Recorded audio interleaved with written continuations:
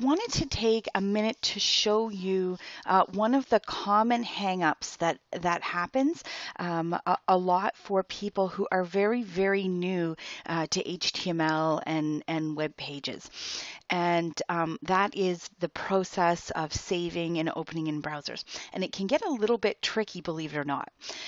So what I'm going to do, I'm starting right off the bat with a blank Notepad page that you'll see in front of me. I'm on a PC, so Notepad comes directly free with my PC software. I just have to search with it and open it. It's different from Microsoft Word in that Microsoft Word adds things to it. So it is a what you see is what you get editor. So whatever you type, you format in that window, and that is applied. When we type in plain text or a plain text editor like Notepad, there is no formatting applied whatsoever, which means it's exactly the code. So that's what we use to type code.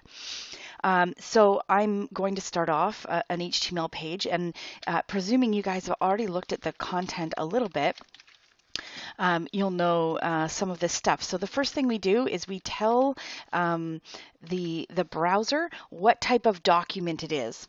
So the doc type is HTML. And we are working in HTML5 here. There are other doc types you might come across, HTML4 or strict HTML. And then we're defining this as an HTML document, remembering you probably from the reading, everything you open you have to close. So if we open an HTML document, we have to close the HTML document. And then we have the head of the document. So we open the head, and then we need to close the head. We open the body, and then we need to close the body. Now, of course, again, from the readings, you'll know that the head contains all of what we would call metadata. That's the title, that's key search terms, that would be once we get into CSS, the CSS can be defined in there. You can call up scripts in there. So anything that is not visible on the page but is part of the page goes in the head. So again, the title.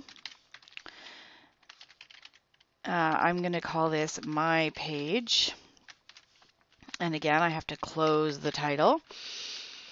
And then down here within the body, we can do a headline, H1, my heading. Again, we have to close H1. It's a little tedious, but you get the point, right? Paragraph. So this is our paragraph point where we would just use to type in text. There's other types of containers. So again, we have heading containers.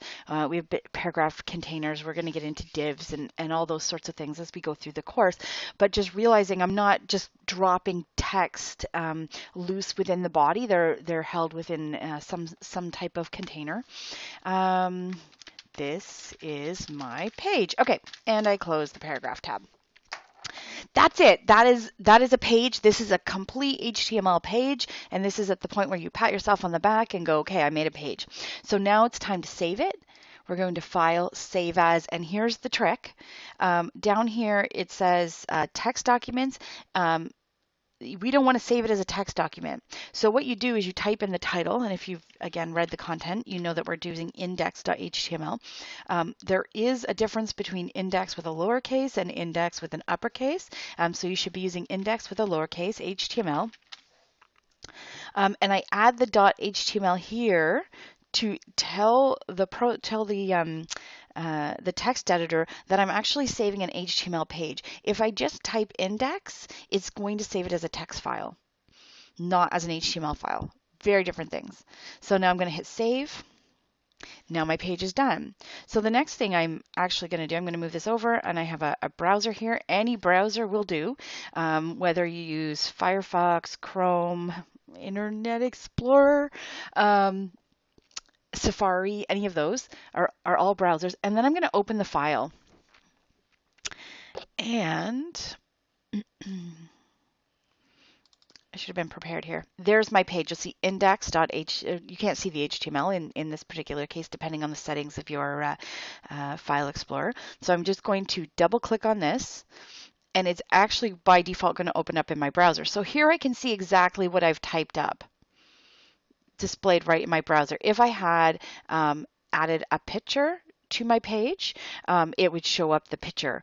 So you'll notice in here it says the heading, right? And then it displays the heading according to whatever the heading settings are. My paragraph, whatever the font and settings for that paragraph are, it'll display here. Anything I type here will then be reflected here, and I can do that. A page P, isn't this fun?